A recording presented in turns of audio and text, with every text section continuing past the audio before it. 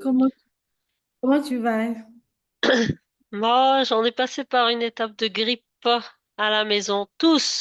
Hmm. Tous, les Hmm. enfants, mon mari, moi, on était alités pendant 4 à 5 jours.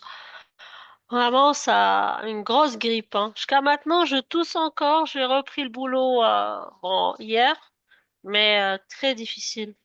Vraiment, hein, Hmm. la fièvre, c'était limite, on pourrait dire comme le Covid, c'était une forme, hein, vraiment, c'était vraiment très dur. Oh là là, Ah ouais, désolée. ouais, Je suis surtout les désolée. enfants, ils sont petits, après ils veulent pas manger, ils veulent pas ça, ils veulent pas... Ouais, mais ça va, on dit alhamdoulilah. D'accord, ça va. Mais il faut que ça aille parce que c'est bientôt le carême. Bah oui, c'est dans quelques jours, hein, c'est le 19. C'est dans quelques jours, ouais, ouais, on Ça s'y a intérêt à prépare. bien se passer. Ah ouais, on s'y prépare. Ouais. Non, Dans mais ça ira. les journées sont quand même relativement courtes, c'est pas comme en été. Donc, on dîne à 18h30 ici à Alger, donc quand même, ça va. Ça va. C'est pas comme les Hmm. journées, on a eu des ramadans où c'était l'été, le mois d'août, tu imagines, manger à 8h, 8h30 du soir avec la chaleur et tout, c'est très dur. Mais là, ça Non, va. Là, ça ça va. va. Ça va? Là, D'accord, ça Dieu va, c'est merci. un mieux. Mais content que ça se passe bien, ça aille mieux malgré tout. Merci.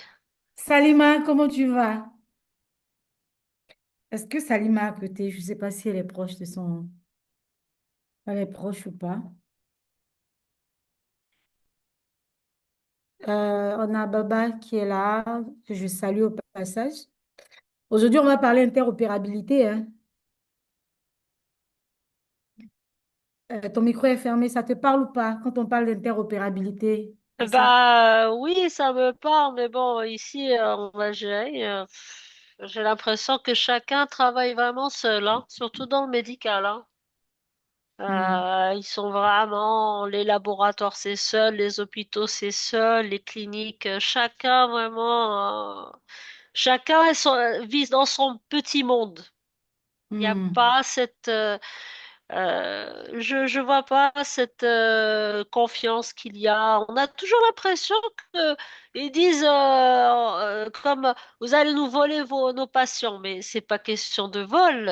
Si ils trouvent mieux ailleurs ou si il faut qu'il y ait une entraide et une communication. S'il y a aucune communication, ça marchera jamais.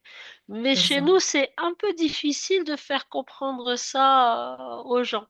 C'est un peu difficile. Déjà, juste au niveau des startups médicales, quand on leur dit, voilà, essayons de travailler ensemble pour que chacun aide l'autre, ils C'est veulent ça. pas. Ils disent non, on a notre solution, on veut avoir nos clients. Chacun veut travailler en silo. C'est ça, on veut avoir nos clients, mais vous ne pouvez pas avoir vos clients si vous ne travaillez pas avec d'autres. Vous ne pouvez pas avoir vos clients comme ça du jour au lendemain.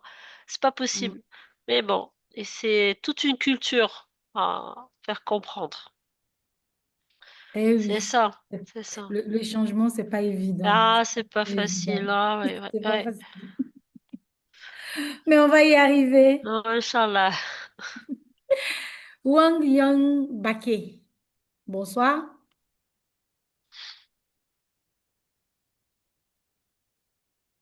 Je vois que Salima a activé son micro. Bonsoir, Salima.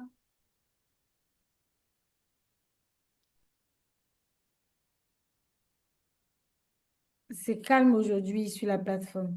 Abba, bonsoir à vous encore. Abba Basouda.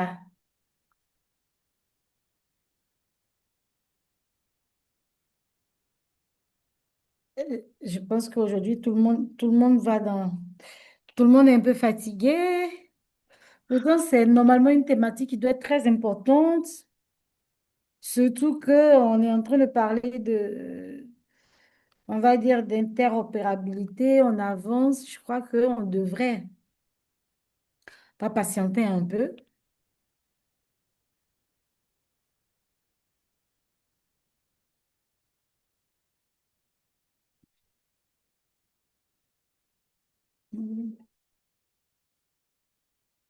Je crois que Salima doit avoir un problème pour se connecter là.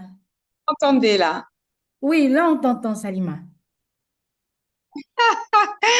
Grâce au smartphone. Là, j'ai basculé du PC au smartphone. Il y a mon PC qui n'est pas très, hein, il n'a pas pu travailler aujourd'hui. Je suis tellement sur les présentations et les slides qu'il en a marre de moi, je pense. Heureusement que Tu vois? comment allez-vous? Comment vas-tu, Asia? Ça va, ça va, Tout doucement, le monde va bien? doucement. Alhamdulillah. Mais aujourd'hui, on va vraiment travailler, on va vraiment parler interopérabilité. Donc, j'espère que tout le monde est là. On va vraiment se concentrer aujourd'hui à parler interopérabilité énorme. Ah, ok. Moi, je pensais que c'était le leadership. Non, non, ce qu'on fait, ce qu'on a décidé de faire, c'est qu'on aura tous les groupes de travail. Et je pense que même si ce n'est pas leadership, tu peux rester. Tu sais, ça participe, hein. Après, on aura le mercredi prochain, il y aura tous les thèmes, tous les thèmes de groupe de travail vont passer. Parce que j'ai compris la dernière fois que tout le monde voulait travailler sur plusieurs groupes de travail, puis on n'avait pas l'opportunité. Tu vois? Oui, c'est vrai, oui. Donc, l'idée, c'est qu'aujourd'hui, on travaille tous. Donc, aujourd'hui, les 1h30, on travaille vraiment tous sur l'interop. Après, on aura le leadership. Ensuite, on aura la partie usager. Tous les thèmes de tous les groupes de travail seront abordés ici pour qu'ensemble, on puisse parcourir. Voilà. Et je pense que ça fera du bien à tout le monde. Tout à fait. On avait aussi la recherche clinique avec Dr. Joyce, mais je ne sais pas si Exactement. elle sera Si, avec nous si, si, si. aujourd'hui. Elle sera avec Ouais, nous. Oui, elle sera avec nous. Peut-être pas aujourd'hui parce qu'elle s'est excusée pour aujourd'hui, mais elle sera là pour la prochaine session. Mais comme aujourd'hui, c'est pas ce qu'on fait, aujourd'hui, c'est pas la partie interro. Mais bon, ouais, bien sûr. d'accord. Salut On Adama, te comment suit. tu vas? En tout cas, il n'y a pas de problème, Salima. J'espère que tu seras là et que tu vas participer au groupe de travail. Ah bah oui, j'y reste. Il n'y a pas de souci. Mais voilà, c'est ça. Adam, comme tu vas? Ça va bien, Corinne. Ben, tu sais, j'ai péché. J'ai péché, je te demande pardon. Tu sais, quand je suis partie en France, je dis, mais merde, tu l'as Ah, appelé. Tu l'as même pas appelé pendant que tu c'est y pas étais. grave. C'est pas vrai, Corinne. Et donc, tu vois, je m'en suis voulu. Après, je dis, bon, je vais me donner comme excuse, mais peut-être qu'il n'était pas sur Paris. Je sais pas, moi. Voilà, ça marche très bien aussi. Non, Tu mais c'est vois, pas grave. voilà, tu vois. Mais j'aurais pu quand même te le dire, tu vois. C'est dit. Et voilà, c'est dit. Là, c'est Voilà. dit. Je suis désolée. Ça va sinon? Ouais, ça va bien, ça va bien. Merci beaucoup pour Non, il n'y a pas de problème. ce Tu groupe vois, de là, moi, travail j'ai encore une j'ai fois. quitté du froid au chaud. J'ai quitté du froid et je suis arrivée au chaud. Donc, Mais ça va, on a un peu de soleil aujourd'hui. Ça va. ah, tu vois, moi, quand je partais, il y avait encore des petites films de pluie. Ouais. J'ai C'était à dit, quelle merde. période? Hein, pardon, c'était pas terrible, non. Ah, mais c'était à quelle période? Non, mais je suis rentrée le mardi, là, hier. Ah, le mardi, là. Ok, oui, donc t'es arrivé au moment où il faisait pas très très beau. Oui. Ah oui, ah oui, je suis rentrée mardi, là. Je suis Ok. rentrée mardi. Je dis, non, attends, ça ne va pas le faire. Alors, C'est ça. Abidjan, ça va bien? Ah oui, il y a du soleil, tu vois. Toujours? Il y a du soleil. Abidjan, tu sais, c'est beau, c'est bien. Ouais. On peut... En fait, j'étais allée pour les grandes tendances de la e-santé. Ok. Tu vois, je voulais vraiment participer, assister, voir ce que ça donne et voir si on est Ok. toujours à l'ère du temps, surtout sur le continent, tu vois. Ouais, je pense qu'on est quand même à l'ère du temps. Ah oui, on est très Oui, oui, avancé. Parce oui. que j'ai vu là-bas, on est très avancé. Oui, oui. On est très avancé. C'est vrai que c'est sûr qu'ils parlent aujourd'hui de souveraineté des données européennes, souveraineté européenne. Bah, écoute, nous aussi, on est en train de parler de souveraineté des données africaines. Donc, je pense Ah, qu'on il est sur la... faut. Voilà, Il faut. il Faut faut, pas se laisser il faire. faut.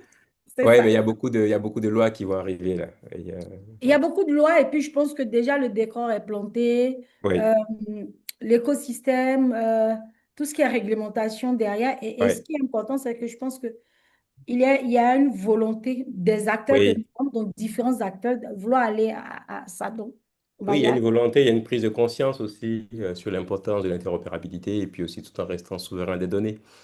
Voilà, donc Mm. il y a une vraie prise de conscience. Après, il faudrait que les technologies suivent. Donc c'est pour ça Ah, qu'il faut des startups. ouais. Il faut que les technologies suivent. Il faut aussi que la co-création soit mise en ligne de mire. Effectivement. Mais je pense que si on essaie de pouvoir aligner, ça pourrait y aller. Ça va aller, ça va aller. C'est On est sur ça. la bonne voie. Ouais, on est sur la bonne voie.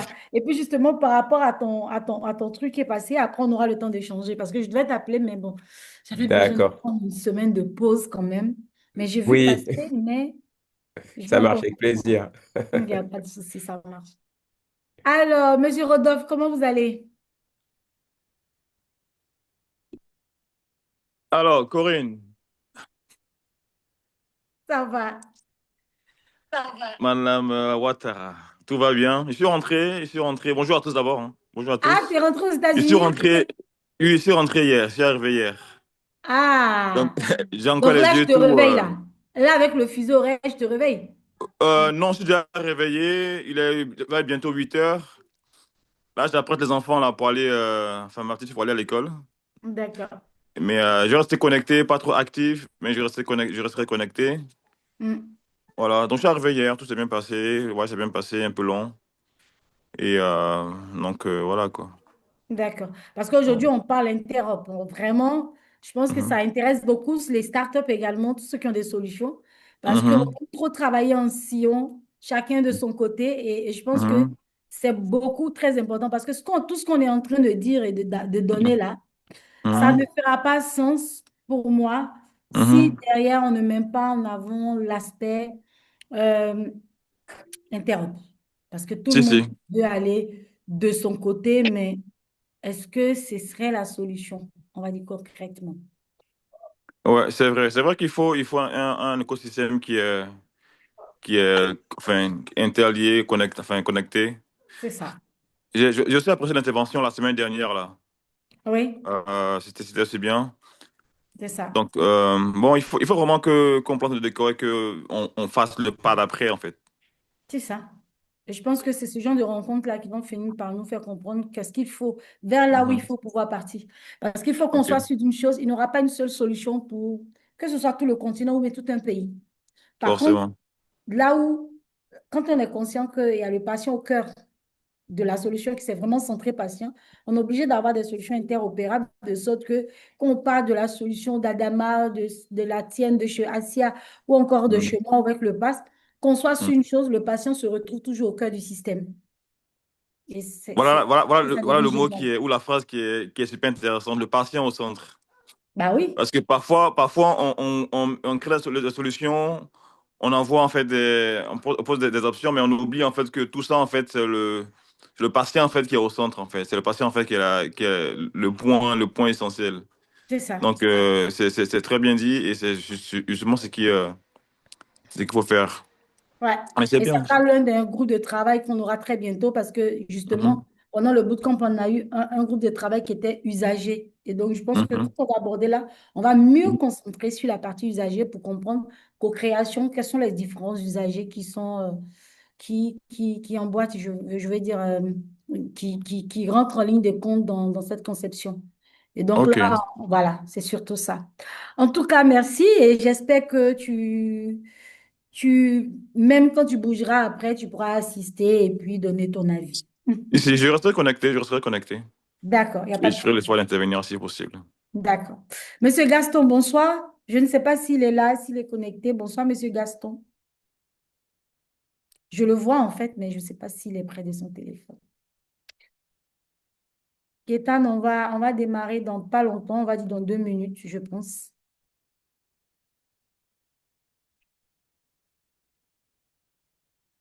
Ok, ok. Et Monsieur bonsoir, Gaston, madame. bonsoir, comment vous allez? Vous allez bien vous-même? Ça va. Et vous êtes D'accord. depuis quel pays vous êtes connecté? C'est depuis le Togo. Mes beaux-parents là. Ah, mes beaux-parents là, comment ça se passe? Ouais, sinon ça se passe bien, hein. C'est chez Ça se passe vous. bien. D'accord, Mhm. super. J'espère que le thème d'aujourd'hui qui parle d'interopérabilité de normes, ça vous parle. Ouais, ouais, ouais, ouais. On attend impatiemment que ça commence. On va voir D'accord. vraiment de quoi ça va nous... C'est que ça va nous apprendre aujourd'hui. Oh, bon, je pense que ça pourrait, c'est vraiment un groupe de travail, un groupe de réflexion. Je pense que tout le monde pourra intervenir, réfléchir sur justement là-dessus. Et j'espère D'accord. que on pourra avoir les partages avec le retour on va dire, de certains pays comme le Togo, comme le Togo perçoit l'interopérabilité. Mais on va aborder le sujet tout à l'heure. D'accord. D'accord. Merci Merci beaucoup. infiniment. En tout cas, merci. Et puis, Merci à vous. je crois qu'il est 14 heures. Il est 14 heures. On a... Oui, monsieur Abba, je suis là. Vous avez levé la main, je suis là. Bonjour, la communauté Éco et Santé. Je suis Abba Baskouda, le directeur pays de l'ONG Demto Humanitaire depuis la République centrafricaine. C'est juste pour passer mes salutations à la communauté Éco et Santé. Merci. Merci beaucoup, c'est gentil depuis la Centrafrique. J'espère que vous allez participer à la session d'aujourd'hui, hein. On l'avait Oui, très... exact. Oui, exactement. Je serai en lien avec vous. D'accord, c'est parfait pour nous. On va peut-être démarrer le temps que tout le monde essaie de se connecter. Ceux qui sont là, on va essayer de commencer avec. Je vais juste envoyer un dernier message à tout le monde pour dire qu'on est en ligne. On va démarrer tout de suite.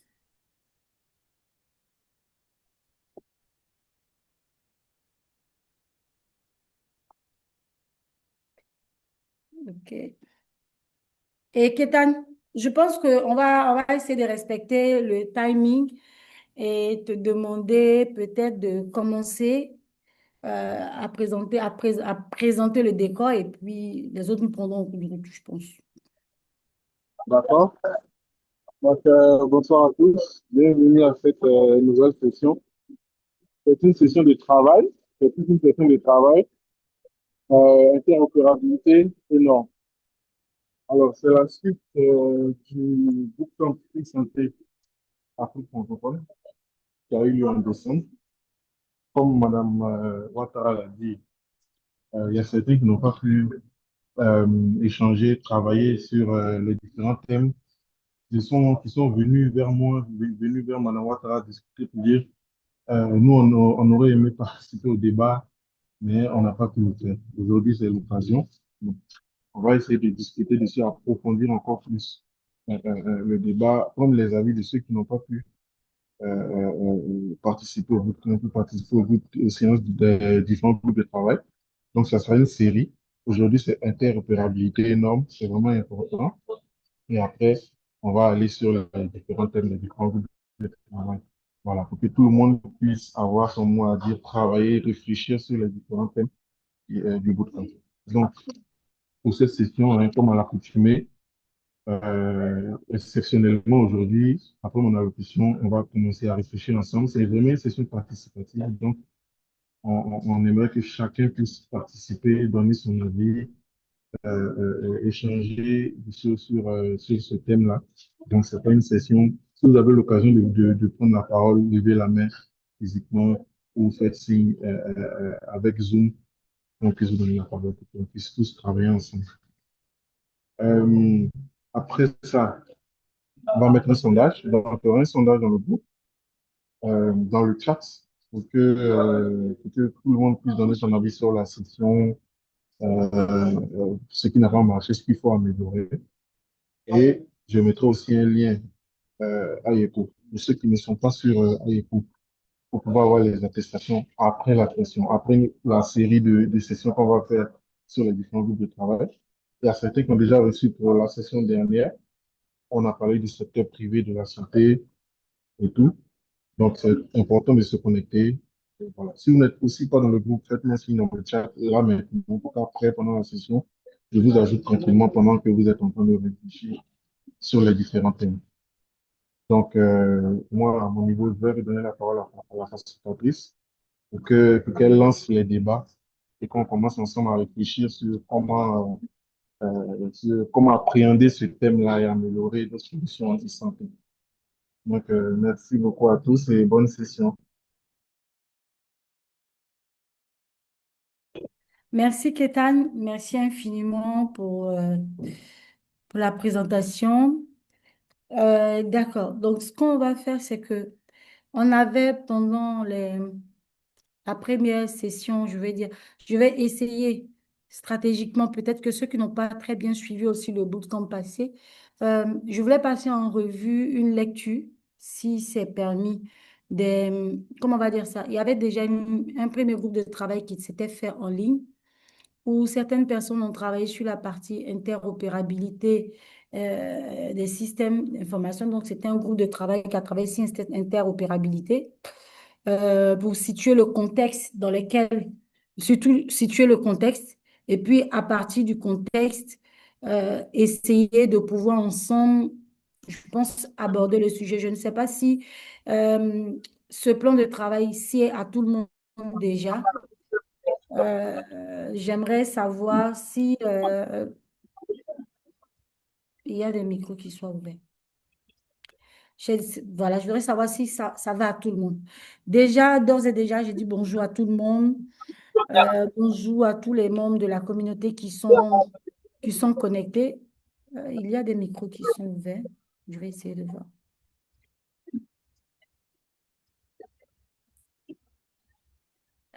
Désolée, hein, j'essaie de fermer certains micros.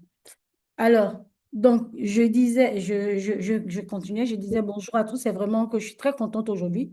Cette session, on va dire, s'inscrit dans vraiment la continuité directe, on va dire, de notre bootcamp qu'on a eu. Donc, pendant le bootcamp, on a échangé et on a partagé vraiment des expériences très riches, surtout, on a identifié des sujets assez clés sur lesquels on ne pouvait pas s'arrêter là comme ça. Et parmi ces sujets-là, il y a la question de l'interopérabilité, on va dire, dedans. Donc aujourd'hui, l'objectif n'est pas de faire un cours ni de rentrer, on va dire, dans des thèmes assez compliqués, mais de réfléchir ensemble avec, on va dire, nos réalités terrain. Donc, pour vraiment planter le décor, on va dire que nous sommes une communauté assez diverse. Il y a ici, il y a des médecins, des infirmiers, des entrepreneurs, des porteurs de projets, des experts, on va dire des acteurs aussi du terrain. Donc, on va vraiment poser des règles de départ. Je veux dire, il n'y a pas d'expert d'un côté ni un non-expert d'un autre côté. Il n'y a pas de personnes qui vivent, on va dire, le système de santé au quotidien, chacun à sa part. Si quelque chose n'est pas assez clair, on peut le dire, mais vraiment je pense que l'État a dit dans la convivialité. Et puis, on échange. C'est vraiment sur tout ça. Donc, comment est-ce que je peux commencer? Je vais commencer déjà très simple par imaginer un patient on va dire, qui va dans un centre de santé, ensuite qui va dans une autre clinique privée, et puis il est référé à un hôpital. À chaque fois, on va lui poser les mêmes questions. À chaque fois, on va recommencer son dossier. À chaque fois, son histoire médicale est fragmentée. Donc, l'interopérabilité, c'est simplement, on va dire, se poser cette question-là. Est-ce que les outils que nous utilisons peuvent se parler entre eux? Si ce n'est pas, on va dire, l'informatique si ce n'est pas l'informatique qui est compliquée, c'est une solution de continuité des soins, on va dire de gagner du temps, on va parler de la qualité de prise en charge. Et quand le système ne se parle pas, c'est le patient qui en souffre. Et comme on l'avait dit tout à l'heure, dans le thème passé, c'était tout pour le patient. Et là, dans le cadre des figures, c'est le patient. Donc, cette session-là, comme j'ai dit, ce n'était vraiment pas une conférence. On va travailler. C'est vraiment un groupe de travail. Et on va poser des questions simples et on va répondre, qui va nous permettre de travailler parce qu'au sortir de là, ça va permettre de compléter aussi les rendus qu'on a. Parce que même pour commencer, vous allez permettre en 2 minutes, je pourrais vous faire une restitution du groupe de travail passé. Donc, le premier groupe de travail a situé le contexte en disant que comment on va dire ça? On est parti d'un constat. Donc, il y a une fragmentation des informations qu'on a au niveau une fragmentation persistante des systèmes de santé. Donc, le groupe de travail, on va dire, avait dressé un constat très large que les systèmes d'information en Afrique francophone sont super fragmentés. Donc, cette fragmentation-là se manifestait par le fait qu'il y avait une multiplication de solutions, des projets pilotes qui ne sont pas généralisés, une absence, on va dire, de continuité du numérique dans le parcours du soin, et donc ce qui va affaiblir donc une faible capacité du partage, on va dire sécurisé ou on va dire standardisé même des informations.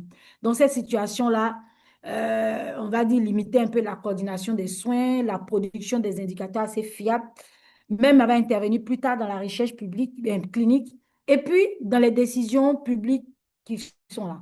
Donc, voici plus ou moins le constat qui a été dressé lors de la rencontre passée. Donc, on a parlé d'une faible adoption et appropriation des standards internationaux. On a parlé également de la gouvernance insuffisante pardon, dans l'interopérabilité.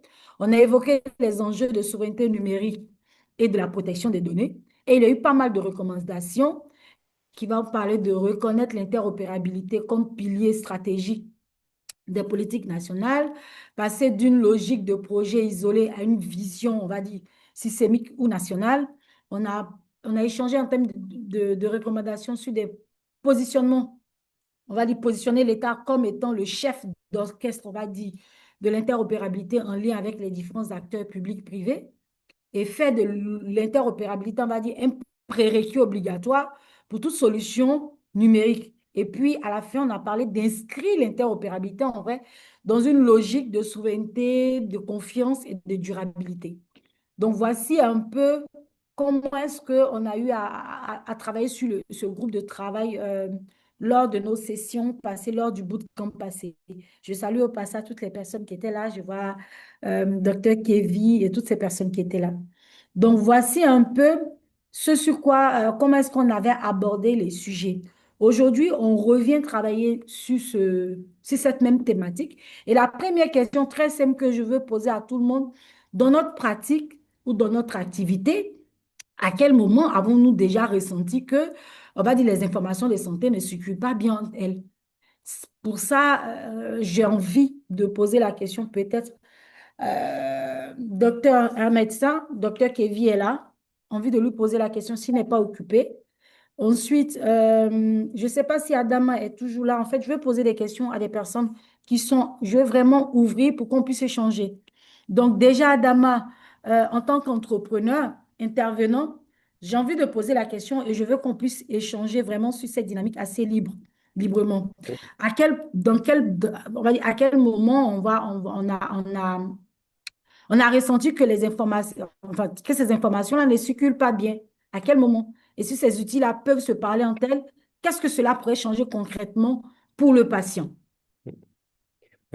Oui, c'est une très très bonne remarque. Je pense il y a deux niveaux. Il y a le niveau du patient, où déjà moi de manière personnelle, hein, dans mon histoire, quand j'étais allé en Côte d'Ivoire, mon père était malade, c'était très compliqué d'avoir accès de manière simple aux données médicales selon qu'on change de centre médicaux. Et aussi plus récemment, j'ai ma soeur qui était malade en Côte d'Ivoire, qui a voulu venir en France pour transférer des données à Lyon dans le cadre d'un cancer du sein. Et c'était très, très compliqué. Et je pense qu'aujourd'hui, les systèmes de santé ont pris, ou du moins ce qui se passe en France, ont pris le choix de faire des solutions en interne. Et très souvent, c'est des choses qu'on va avoir dans différentes entreprises aussi. Ce qui fait que on va oublier que les systèmes doivent pouvoir communiquer entre eux de manière plus globale entre différents écosystèmes. Donc, je pense qu'il y a un enjeu légal, législatif, il faut légiférer au niveau gouvernemental pour dire que quand on parle de données de santé dans les hôpitaux, dans le cas du privé, c'est encore différent, chacun peut faire comme il veut. Mais dans le cas d'un organisme public où on est financé avec des fonds de l'État en partie, je pense qu'on peut légiférer et demander finalement aux acteurs de se parler et d'avoir des pratiques communes d'un point de vue numérique. Et surtout éviter de faire des outils en interne même si on a les fonds pour le faire, parce que on anticipe beaucoup l'évolution du digital avec l'IA générative aujourd'hui, ça avance très vite, mais on le voit d'ailleurs. Et puis il y a un autre point qui est important, qui a un lien avec le patient in fine, c'est les startups qui vont se créer, qui veulent avoir accès aux données, données cliniques, données précliniques par exemple. Ici, ce qu'on va remarquer, c'est qu'il y a des entreprises qui n'ont pas accès à des données d'hôpitaux, qui sont sur des EDS, des entreprises de données de santé. Et là, c'est parce que c'est très, très contraignant de pouvoir se plugger là-dessus, soit parce qu'on a peur que la donnée sorte et qu'elle soit traitée en dehors du consentement du patient. Donc, ça veut dire qu'il faut pouvoir récupérer le consentement du patient, il faut pouvoir le tracer par rapport à l'entreprise qui va l'utiliser ou par rapport au médecin, hein, au chercheur qui veut l'utiliser, parce qu'il faut qu'il puisse le faire pour pouvoir soigner le patient ou innover, faire sa recherche. Et surtout qu'on garantisse que l'usage respecte le consentement initial. Ou si ce n'est pas le cas, il faudrait un nouveau projet s'ouvre et qu'on demande peut-être l'autorisation du patient. Donc, ça veut dire que il y a d'abord ce cadre de confiance à mettre en place et puis la capacité aussi à réutiliser la donnée, quitte à recontacter après le patient pour le faire.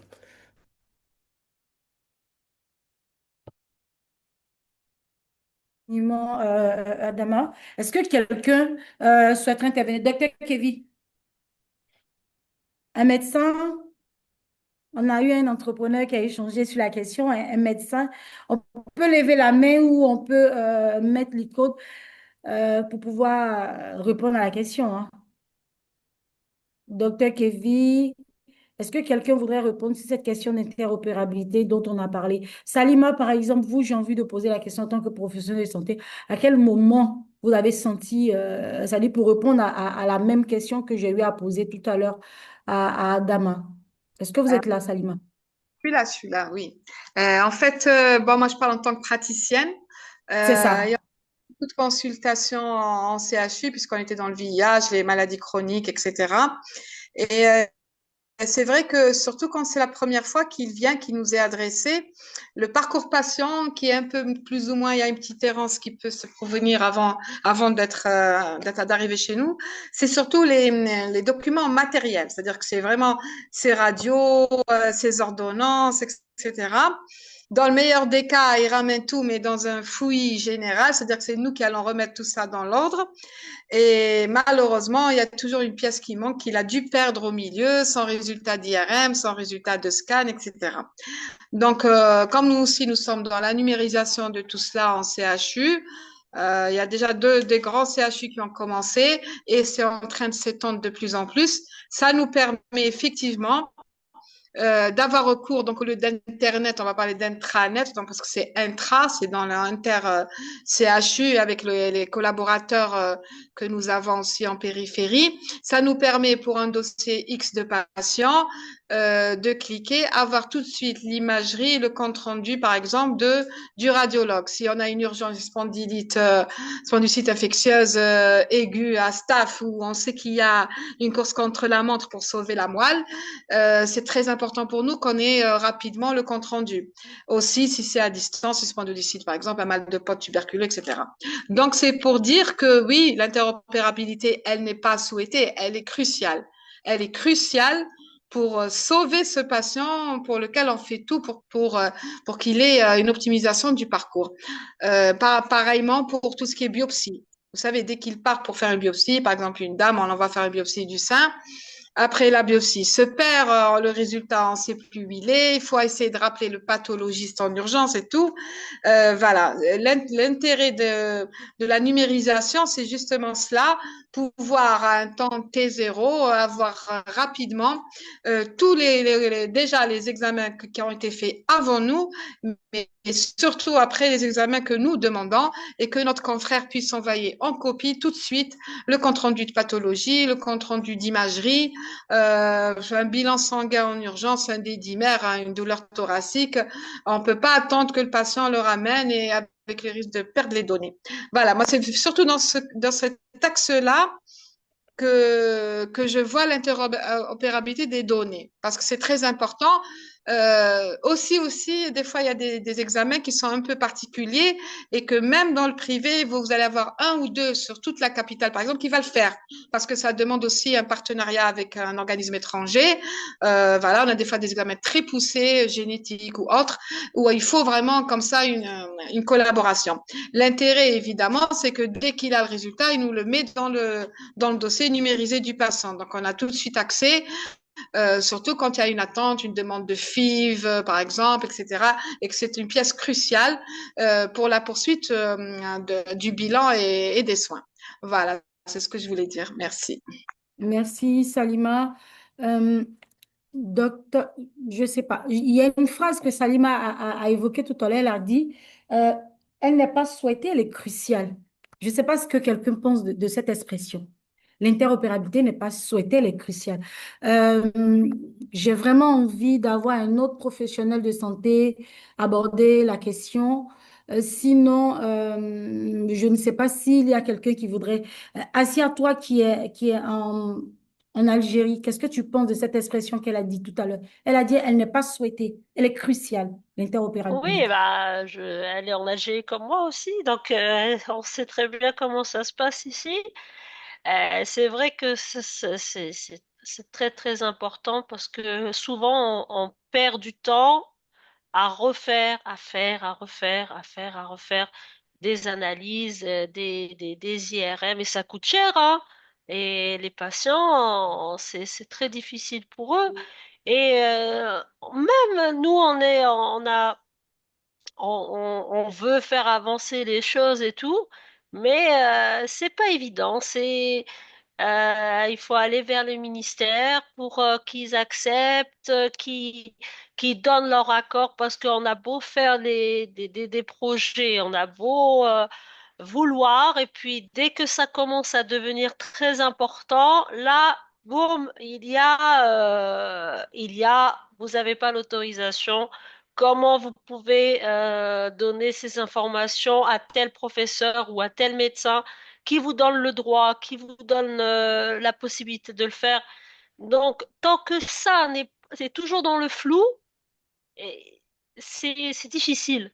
On travaille, on avance, ça ne veut pas dire qu'on arrête, mais avant tout, il faut il y ait au moins un groupe de médecins qui se constitue et qui va vers ces professionnels, c'est ceux qui prennent les décisions, pour leur dire, pour leur montrer, voilà, quand le dossier n'est pas à refaire, regardez le temps qu'on gagne, regardez tout ce qu'il y a comme avantage. Tant qu'ils verront pas ça, bah ça va rester comme ça, hein. Ça changera pas aussi facilement. C'est ça, Mm. c'est ça et qu'il faut voir. D'accord. Il y a Madame Touré du PNUD qui a levé la main. Madame Oui, Touré. bonsoir Corinne, bonsoir tout Ouais. le monde. Oui, moi je vais dans la même veine que Essia et Selma. C'est pas parce que c'est le même pays, hein? Essia. Nous, Compatriotes, effectivement, oui, en fait, elle a touché quelque chose qui est très important, la politique. voilà. Voilà, il faut insister pour qu'on ait toutes les validations du système qui est en haut. Parce que c'est vrai, nous avons la méthode, nous avons la technologie, mais on n'a pas les autorisations. Voilà. Ils vont nous laisser faire. Je dis quelque chose comme ça, mais ils vont nous laisser faire, mais à un moment donné, ils vont nous bloquer. On a deux points qu'il faut qu'on insiste dessus. C'est l'autorisation de faire notre technique d'interopérabilité. La deuxième, c'est le dossier médical, le parcours médical a-t-on le droit de le dispatcher vers d'un médecin à un autre? Donc, ce sont deux choses qu'il faut qu'on mette le doigt dessus et qu'on ait toutes les autorisations, surtout ici en Côte d'Ivoire. Merci, à vous la parole. Merci. Mais je pense que, Madame Touré, concernant le partage d'informations ici, pour les autres pays, je pense que chaque pays, on va demander à chaque pays peut-être de nous faire l'état des lieux de chez lui. Sinon, en Côte d'Ivoire, selon les normes, on n'a aucun problème. On a la réforme hospitalière qui permet, et je crois que ça doit être l'article 27, je ne sais pas, je vais bien regarder, qui dit que toute personne a droit à un dossier patient qui soit informatisé ou pas. Déjà, c'est institué dedans. Ensuite, on a la téléconsultation et quand la réforme, je veux dire, quand le décret du 10 juillet, je crois, du 10 juillet 2025, oui, celui de l'année dernière, celui-là, il nous dit que le numéro de CMU devient l'identifiant unique de santé. C'est sûr que on est en train de nous parler de partager des informations parce que quand il devient le numéro unique, clairement, ça veut dire que c'est lui qui va permettre de retracer le parcours du patient d'un établissement à un établissement B. Donc, ça veut dire que même quand ce n'est pas clairement précisé, ça l'est. C'est ce que ça nous dit tout de suite. Parce que c'est comme notre numéro de sécu, finalement, notre numéro de CMU. Ce qui veut dire que je parte à l'hôpital d'Abobo, que je parte à celui de Cocody ou encore de Yopougon, même de Daloa, c'est mon numéro qui va me retracer mon parcours. C'est ce que dit en tout cas les règles chez nous en Côte d'Ivoire. Et je pense que le décor est planté pour ici. Et je pense que pour moi, je pourrais quand même dire qu'en Côte d'Ivoire, c'est vrai qu'on travaille sur le référentiel de l'interopérabilité. On est en train d'aborder les sujets. Mais je pourrais dire que si cette base, oui, on peut dire que il y a cette, c'est autorisé. Maintenant, est-ce que l'entité qui exploite la solution est autorisée? Ça, c'est un autre cas sur lequel on va aborder tout à l'heure. Parce qu'il y a il y a ce qui est permis, il y a ce qui est dit, mais est-ce que les entrepreneurs ou bien ceux qui développent les solutions ont l'autorisation, l'agrément de pouvoir exploiter ces solutions-là, de les mettre à disposition, par exemple. Ça fera deux choses sur lesquelles on devra peut-être aborder et je crois Oui. on va revenir dessus tout à l'heure. Maintenant, moi, tout de suite, je crois que certaines personnes ont essayé d'échanger, d'autres n'ont pas. Moi, j'ai vraiment envie de rentrer dans le vif du sujet et de dire carrément, selon vous, quels sont les problèmes principaux, on va dire, qui seront causés par le fait que les systèmes ne se parlent pas entre eux? C'est sûr que pour nous, on va dire, quand je dis nous, c'est l'écosystème, nous, c'est Adama, par exemple, qui développe une solution, nous, c'est Rodolphe qui travaille sur une solution. Nous, on imagine, on imagine ce que ça pourrait causer. Mais la question, c'est, qu'est-ce que ça vous dit quand les systèmes ne communiquent pas entre vous? Je vais peut-être pas toujours demander à Salima de répondre, même si elle est prête à pouvoir répondre. Est-ce qu'il y aura quelqu'un parmi les professionnels de santé qui pourrait, je vais dire par exemple, qui pourrait répondre à cette question? Quand les systèmes ne se parlent pas, qu'est-ce que ça crée, on va dire? Je ne sais pas si on a quelqu'un qui est dans le domaine de la santé, qui soit infirmier, qui soit médecin, qui soit technicien de laboratoire, qu'importe. Est-ce qu'il y a quelqu'un peut-être qui souhaiterait intervenir sur cette... Nous, on parle d'examens qui se répètent et tout autre, mais est-ce qu'on a quelqu'un qui souhaiterait. Monsieur Boulama, je ne sais pas si vous souhaiterez intervenir également sur la question. Oui, non. Sinon, je serai encore obligée de retourner comme Salima, vers Salima. Monsieur Ibrahim Diallo, Monsieur Ibrahima, depuis la Guinée, si je ne m'abuse. Monsieur Ibrahima, vous êtes là? Alors, Salima, peut-être que c'est à toi que je vais revenir encore vers toi. Oui, pas de souci.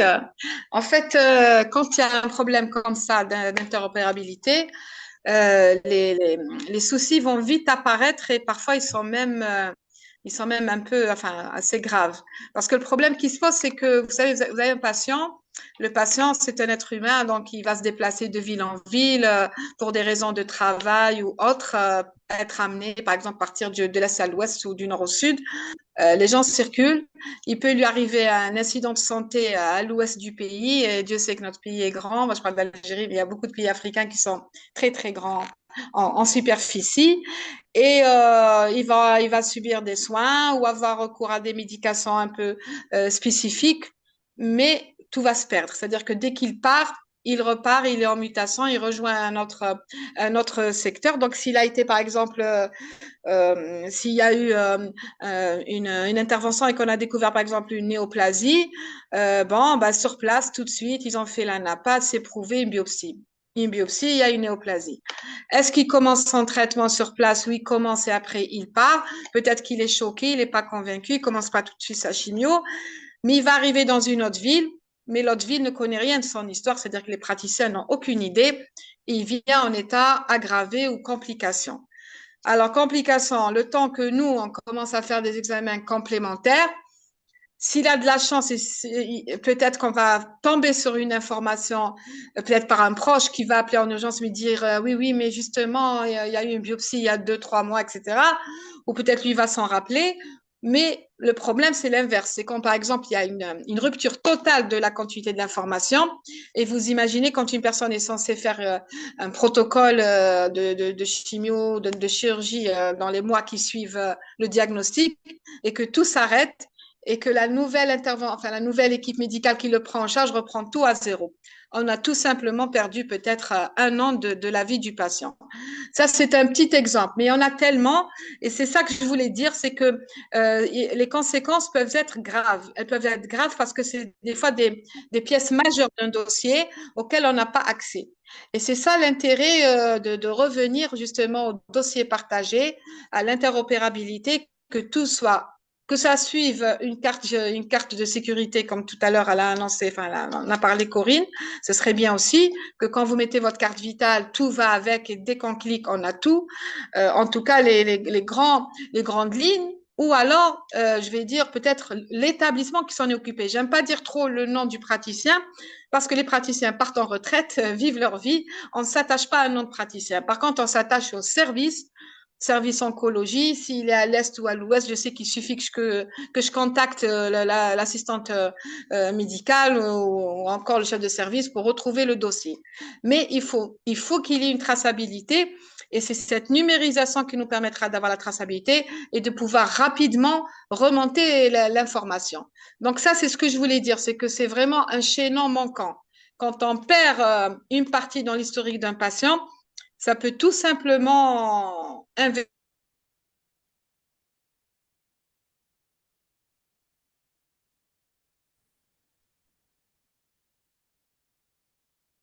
Je pense qu'on a perdu Salima. Non, non, je suis en ligne. Est-ce que vous m'entendez? Oui, J'ai mais coupé. vous avez perdu quelques secondes.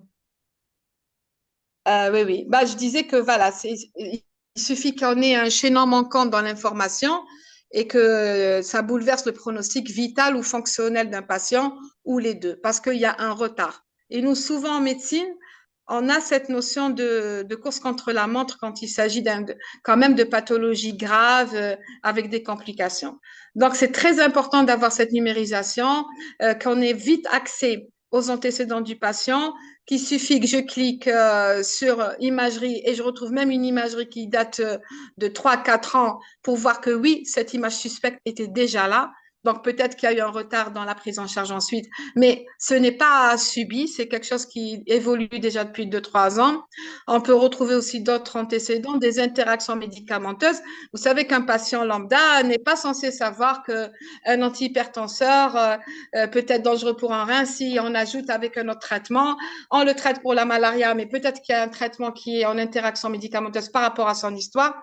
Et c'est pas tout le monde qui arrive connaisseur de son propre état ou de ses chimies qu'il reçoit et qui vous disent tout de suite attention parce que je suis déjà sous tel ou tel traitement. C'est pas tout le monde et on ne demande pas à tout le monde non plus d'être un maître de la pharmacocinétique. Par contre, quand on a la chance d'avoir des dossiers partagés, ben, même si le patient est âgé, qu'il a oublié, on a le droit d'oublier. Déjà, la crainte d'un diagnostic, des fois, la personne oublie, vous dit, je ne sais plus exactement. Et nous, ça nous permet de passer outre et d'avoir tout de suite l'historique et les antécédents. Voilà, il y a plusieurs, vraiment, c'est multifactoriel et cette numérisation va nous permettre de gommer tout ça et d'avoir ce dossier patient. Maintenant, par rapport à la protection des données, comme disait Madame Touré, moi, j'avais pas tout à l'heure d'intranet parce que dans des grands hôpitaux, enfin, ce qui se passe chez nous, des grands hôpitaux universitaires, en fait, le partage des données se fait entre tous les praticiens de tous les services du même hôpital. C'est-à-dire que nous sommes tous dans la même structure hospitalière. Les partages de données se font dans ce sens-là. C'est ce que je voulais vous dire. Le premier service que reçoit le patient ramène, bien sûr, il a les dossiers externes du patient. Les dossiers externes sont tout de suite numérisés. Ils sont partagés avec tous les services d'hôpital. C'est-à-dire que s'il est chez nous en infectieux, mais malheureusement, il a une complication cardiaque ou une complication neurologique ou qui vient d'un service de neurochirurgie parce que il y a une méningite, etc. Bon, tout est partagé. Et on a aussi le dossier avec ce qu'il ramène de l'extérieur, c'est-à-dire s'il a consulté avant de venir dans l'organisme. Mais l'intranet, ça concerne un seul et même service hospitalier. Voilà ce qui se fait en ce moment. Ils ont des CM10 où on peut cliquer, avoir les pathologies, l'historique. Et dès qu'on a, par exemple, on passe, qu'on nous dit en RCP, on a l'RCP d'onco, l'RCP donc la réunion multidisciplinaire, où il y a des décisions, par exemple, de chirurgie. Dès que l'RCP se termine, on a le compte rendu. On nous envoie le compte rendu du RCP et on sait tout de suite quelle est la prochaine conduite à prendre, c'est-à-dire s'il faut intervenir ou sinon on commence par refroidir, c'est-à-dire qu'on met sous antibiotiques avant que le chirurgien n'agisse. Souvent, c'est le cas parce qu'ils ont peur des chocs septiques péropératoires, etc. Voilà, c'est dans ce cadre-là. Donc, nous, ça, pour l'exemple, ça reste assez cadré, c'est-à-dire c'est un peu verrouillé, si vous voulez. C'est tous D'accord. les... Voilà, merci. Moi, la question que j'ai envie de poser aujourd'hui, et ça, je la pose peut-être pour tous les startups ou pour tout le monde, on va dire, Aujourd'hui, quelles sont selon vous, et ça la question elle est assez ouverte que tout le monde puisse répondre, selon vous, quelles sont les données qui sont importantes à partager en priorité quand on parle d'interopérabilité? Quelles sont selon vous les données les plus importantes à partager? Je ne sais pas qui veut pouvoir prendre la parole. Quelles sont les données selon vous qui sont les plus importantes à partager? Je ne sais pas si M. Ibrahima Diallo est là, de la Guinée. J'aimerais quand même avoir son avis sur la question. Mais d'ici là, déjà des entrepreneurs, des professionnels de santé, j'ai bien envie d'avoir les retours. Peut-être M. Rodolphe, il est là. Ah oui, Oui, M. Zakaria. Corinne. Oui, M. Rodolphe, ensuite M. Zakaria. Zakaria. Oui, allez-y. OK. Moi, je pense que quand on parle d'interopérabilité, il faut d'abord mettre l'accent sur le numérique. D'accord? Donc, il faut que d'abord les données soient numérisées. Cela dit, il faut impliquer les acteurs même qui sont au quotidien confrontés en fait aux données, donc les médecins. Donc, pour ça, il faut aussi un encouragement en fait étatique. Donc, il faut que les décisions soient prises au niveau pour encourager les acteurs à passer au numérique pour que nous, quand nous apportons nos solutions, nous puissions être sur un terrain qui est déjà favorable. Parce que si les médecins ne numérisent pas en fait les informations, d'accord, on ne pourra pas forcément les partager. On est D'accord. d'accord? Donc, D'accord. il faut qu'ils soient encouragés à le faire pour que nous, on puisse derrière, avec les solutions, être capable de partager les solutions qui sont, enfin, plutôt les informations qui sont collectées. D'accord. Monsieur Zachario, Oui, allô, bonsoir, Madame Corinne.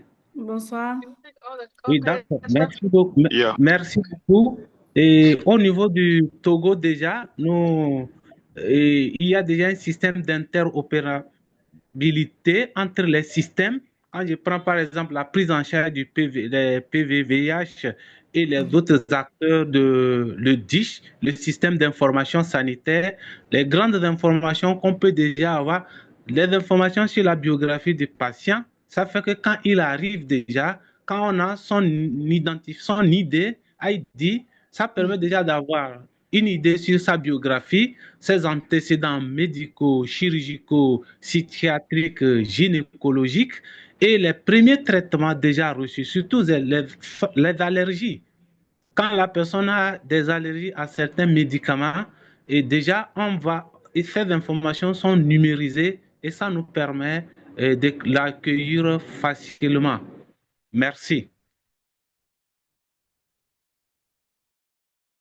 Merci, monsieur, à vous pour cette intervention. Je ne sais pas s'il y a quelqu'un d'autre qui serait... voilà, Adama a répondu et je ne sais pas s'il est là parce que pour moi, les informations d'identification, pour moi, les informations prioritaires, il y a information d'identification patient, il y a, on va dire, les antécédents, certains résultats d'examen, on va dire, certains suivis. Et je pense que Adama a également, dans le chat, mis certains éléments, justement parce que si on parle de partage de données, la question était, quelles sont selon vous les informations prioritaires? Et il a mis le groupe sanguin derrière. Je pense que, est-ce que Adama, ce que vous avez mis, c'est suffisant ou bien vous voulez intervenir sur la Oui, question? oui, c'était pour rebondir par rapport aux allergies. Le groupe sanguin, c'est tous les éléments qui permettent de faire une prise en charge rapide en cas d'urgence, tout en limitant aussi l'accès à d'autres données sensibles. Parce que qui dit données personnelles dit non plus, faut pas non plus qu'on ouvre tout de suite. Donc, c'est toutes les informations qui permettraient de ne pas se tromper dans les premiers soins, je pense, Mhm. surtout quand on va en urgence.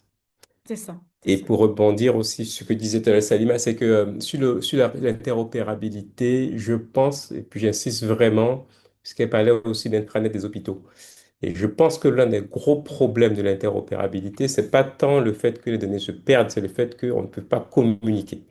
Mhm. L'interopérabilité, on l'appelle du numérique par exemple, c'est la capacité à avoir des standards de communication.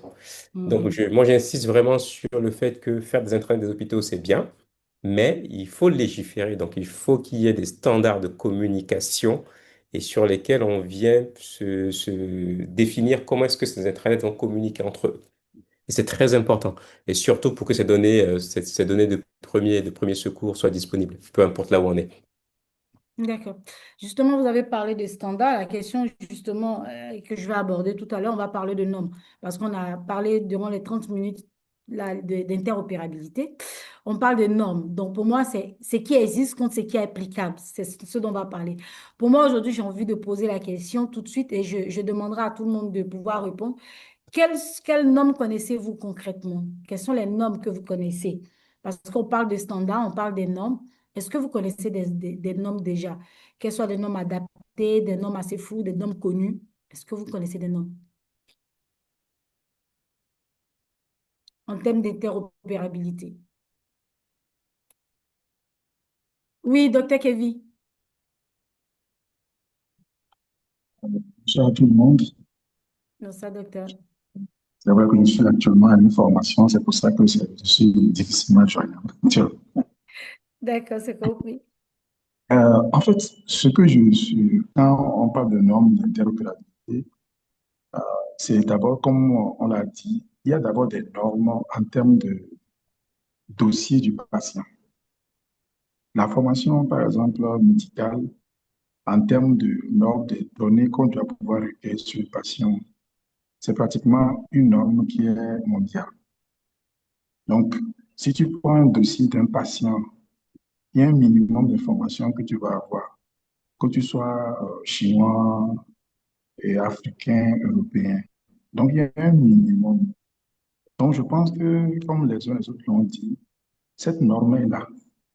Et c'est sur ça qu'on pourra se baser en fonction de... Parce que les codes de la santé de différents pays, dans ça, on a esquissé déjà, disons, l'aspect carnet de santé, etc., etc.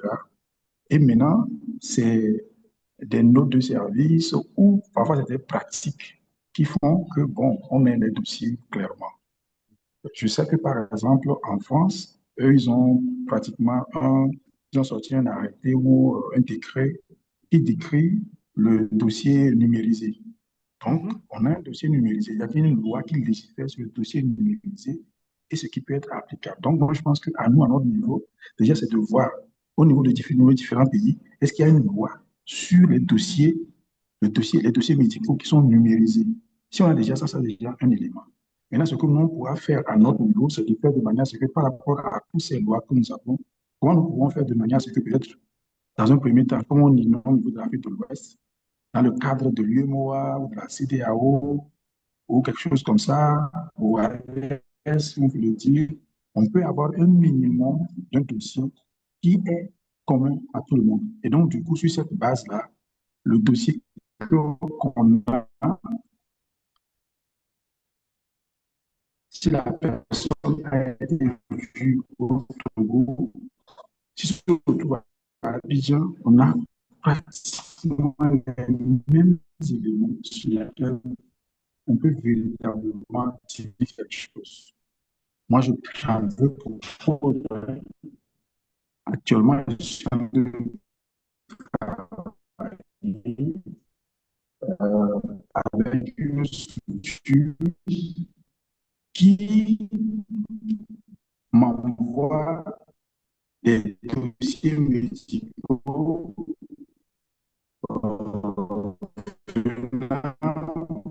On n'entend pas très bien, je crois que c'est Nazi. Je ne sais pas si c'est sur moi seul. de l'un sur lequel moi j'essaie de pouvoir analyser, pouvoir faire le diagnostic et donner des orientations. Je suis en train de travailler sur les aspects. C'est la même chose que la vie m'envoie un dossier. J'ai pratiquement là un peu ce que moi je voulais dire, le viser au niveau de chaque pays, à voir pour le moment. Merci beaucoup. Merci, docteur Kevin, pour votre intervention de tout à l'heure. Merci beaucoup. Hein. D'accord. Est-ce que... C'est que ma communication n'était pas très fluide parce que j'étais coincé quelque part. C'est ça. Donc, bon. Donc, je pense que voilà ce que je vais dire. Hein. C'est véritablement, c'est les dossiers médicaux numérisés qu'on doit pouvoir voir dans nos différents pays. Si on arrive à avoir ça on peut prendre sur cette base-là, prendre ces dossiers numérisés. Et puis, bon, comme on a déjà les dossiers médicaux, on va faire le minimum qu'on peut avoir comme information sur un patient et qui peut être vu de la même manière en Côte d'Ivoire, au Cameroun, au Bénin, etc. Donc, ce qui fait que sur cette base-là, ou au Maroc, ou en Tunisie, ou en Algérie, c'est un point sur cette base-là, sur le même dossier, si je l'envoie à un collègue, c'est-à-dire que je vais dans la base de Passe Mousseau et que, par exemple, moi, je suis une telle application, je peux avoir une possibilité de pouvoir récupérer Monsieur X qui est déjà dans la base de Passe Mousseau. Le temps qu'il est ici, je peux renseigner, donner mes éléments et il récupère, il continue là-bas.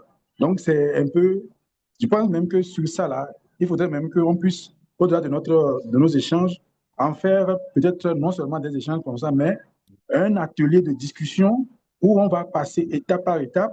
On peut prendre un dossier type et on commence par travailler dessus, bon, surtout avec les professionnels, et on fait quelque chose sur lequel on s'entend. Et sur cette base-là, maintenant, on peut maintenant diffuser à l'intérieur de chacun de nos pays pour pouvoir voir les structures qui doivent normaliser les choses pour qu'on puisse, disons, concevoir ou s'attendre sur quelque chose, au moins minimum, comme on l'avait dit la dernière fois, un minimum pour commencer avant de pouvoir voir le reste. Voilà ce que je voulais ajouter. Merci, Merci. excusez-moi, je suis un peu coincé quelque part là. Merci, Merci merci beaucoup. infiniment, docteur Kevin. Merci à vous pour votre intervention de tout à l'heure. Il y a une question que j'ai envie de poser là. On a dépassé 45 minutes. Ma question, c'est, est-ce qu'on connaît les différentes normes qu'il y a aujourd'hui au niveau de la santé numérique? Qui les connaît? Moi, je pourrais vous les citer, ces différentes normes, mais je voudrais dire où je vais le faire autrement. Je vais essayer de citer certaines normes et puis on me dit, j'aurais besoin de savoir, vous voyez ces normes-là, est-ce que derrière, il y a des normes que vous utilisez? Euh, Par exemple, on a le le HL7, donc le FIRE par exemple, qui est une norme qui va permettre, qui permet, on va dire, aux différents systèmes de santé d'échanger les informations cliniques, on va dire, de manière très simple et moderne, vraiment via des interfaces numériques. Concrètement, je veux dire, on va dire que ça facilite, je veux dire, le partage d'informations comme la consultation, la prescription, les résultats d'examen ou on va dire, ou des données de suivi, on va dire, entre différents systèmes. Parce qu'aujourd'hui, pourquoi est-ce que ça, je vais dire, ça fait partie des normes prioritaires. Pourquoi? Parce qu'aujourd'hui, c'est l'un des standards les plus utilisés, on va dire, pour connecter différents systèmes d'information. On a d'autres standards, par exemple, le IHE, par exemple, qui est un standard qui va permettre le partage, on va dire, de documents médicaux. Ça peut être des comptes rendus, comment on va dire ça, des résultats d'examen, ce genre de choses-là, par exemple. On a le DICOM, par exemple, qui est une norme qui est utilisée souvent pour les radiographies, les scanners et puis les IRM.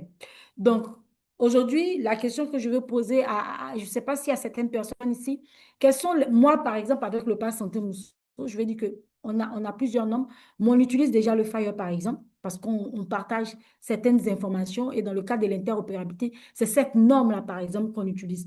Adama, je ne sais pas si vous êtes là. Quelle est la norme que vous utilisez si jamais vous y allez dans cet standard-là?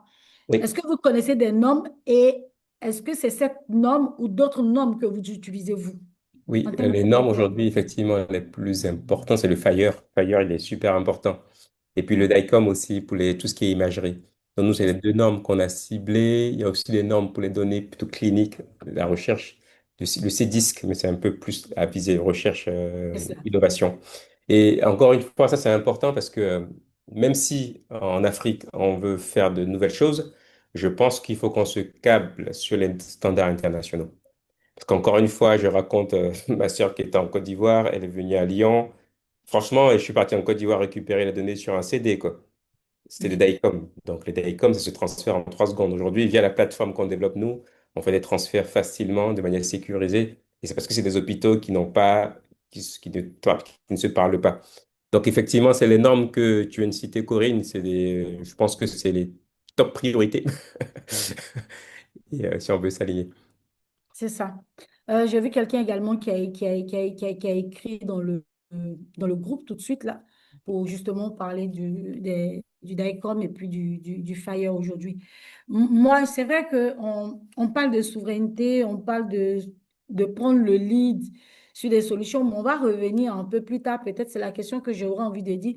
Est-ce que on pourrait parler de normes africaines? Ce n'est pas des normes inventées à partir de zéro, mais c'est la question que j'ai vraiment envie de poser avant qu'on aille sur la partie gouvernance des normes africaines, c'est-à-dire une appropriation de nos standards internationaux, une adaptation des réalités, surtout africaines, surtout quand on parle de ressources, infrastructures assez pratiques.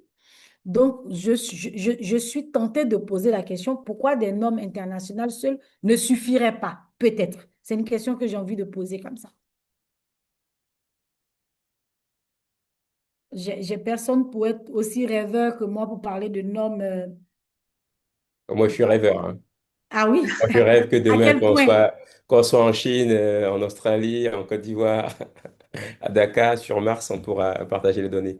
Moi, je suis convaincu il faut des normes internationales. Il faut On qu'on puisse. s'aligne sur les normes internationales, on ne va pas sur les normes, on ne va pas chercher des normes Ah, propres aussi à nos standards, à nos cultures, ah, non?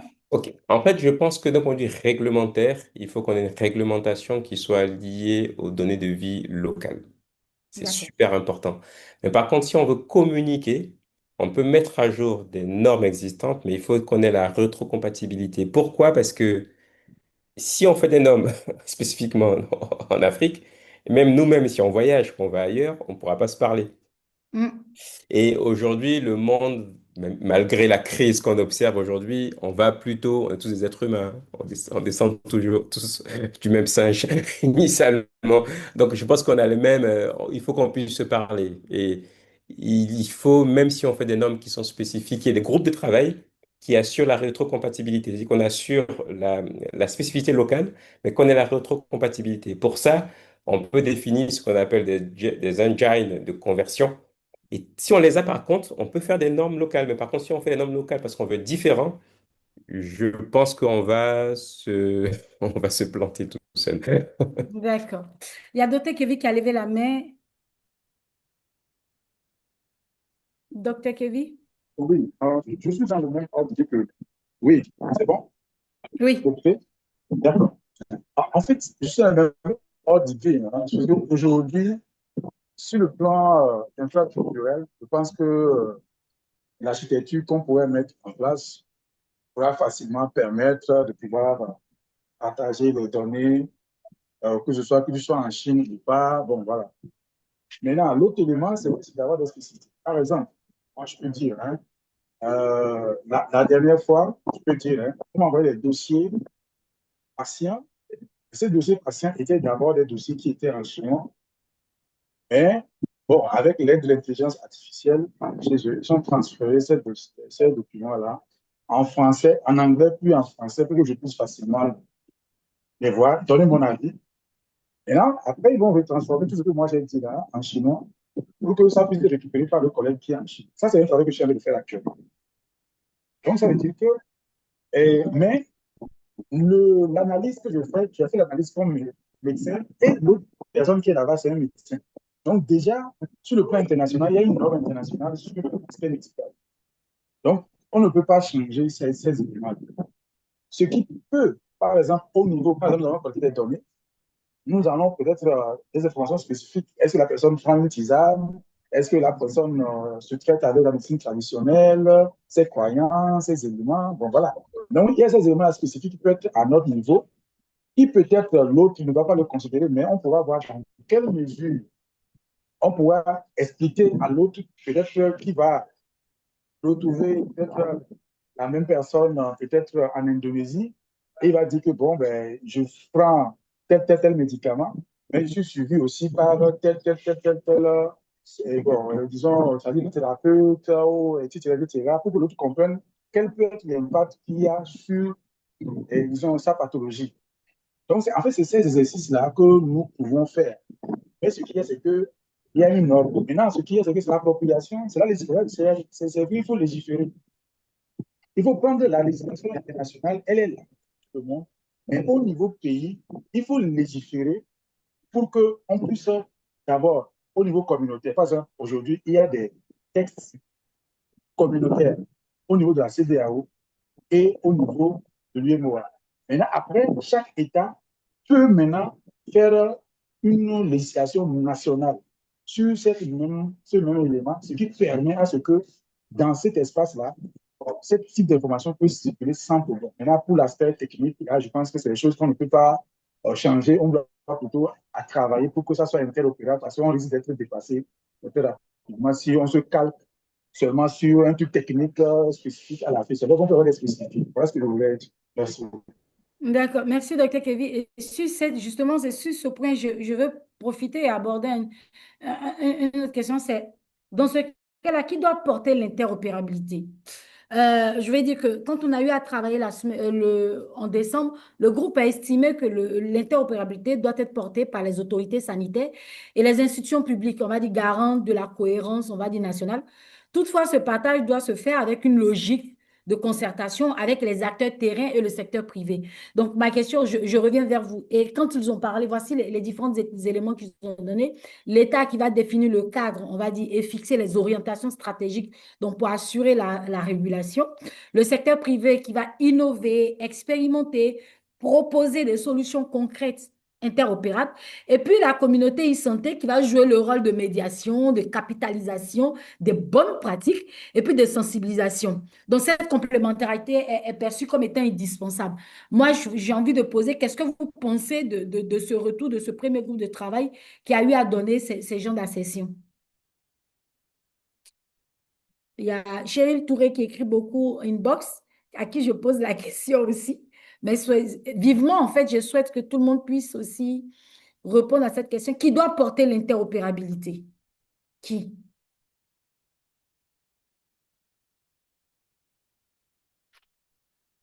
La question est posée. Oui, docteur Kevin. En fait, l'interopérabilité est déjà portée par l'État indirectement. C'est-à-dire que c'est au niveau des ministères de la Santé qu'elle définit les normes en termes de santé. Et nous avons déjà des structures qui sont déjà là, que ce soit le programme, je ne sais pas si c'est un programme pour la santé numérique au niveau de la Côte d'Ivoire, actuellement, oui. santé digitale au Togo, etc., etc. Déjà, c'est des structures qui sont établies.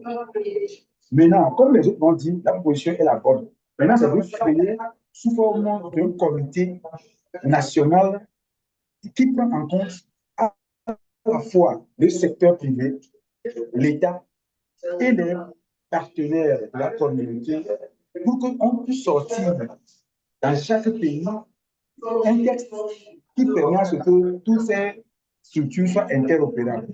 Et maintenant, nous, à notre niveau, on peut travailler pour voir de quelle manière, peut-être au niveau de l'Afrique francophone, avoir un truc supranational où on peut se concerter et avoir la possibilité de pouvoir donner des orientations vers les structures étatiques, les structures du privé et au niveau de la communauté. Donc, c'est un peu cet agencement-là qu'on doit faire. Maintenant, on doit voir, est-ce que là où nous sommes aujourd'hui, nous avons la capacité, ou quelles sont les lois que nous avons pour pouvoir influencer directement les décisions de l'État. C'est-à-dire qu'il faut qu'on puisse avoir dans notre communauté les représentants de ces structures au niveau de l'État, les représentants des structures du privé, et finalement, de manière formelle, il faut à un moment donné formaliser cette communauté-là pour qu'elle puisse avoir vraiment sa voix qui puisse porter de manière officielle. Voilà. Merci. Merci, docteur Kevin. C'est bien noté, mais pour vous, à part ces acteurs, il n'y a pas d'autres acteurs qui pourraient porter, qui pourraient porter on va dire, cette initiative de gouvernance, cette gouvernance, on va dire, en termes d'interopérabilité. Docteur, je vous repose la question. Pour vous, à part ces trois acteurs dont on a cité, aucun autre acteur ne pourrait porter? Oui. En fait, je pense que la dernière fois, au niveau de chaque État, par exemple, nous savons que quand je parle de l'étatique, il tient compte aussi de l'ordre, des ordres, des ordres, des médecins, des pharmaciens, des associations. infirmiers. Exactement. Je parle aussi par rapport à ceux-là, puisque c'est ce que nous avons, c'est que l'outil informatique permet de faciliter l'accès aux soins. Donc, déjà, eux, ils sont au cœur. Parce que même quand vous avez des trucs au niveau de l'État, s'il y a les régulations et autres à faire, en fait, l'État le leur reconnaît à faire avant de qu'on prenne une décision.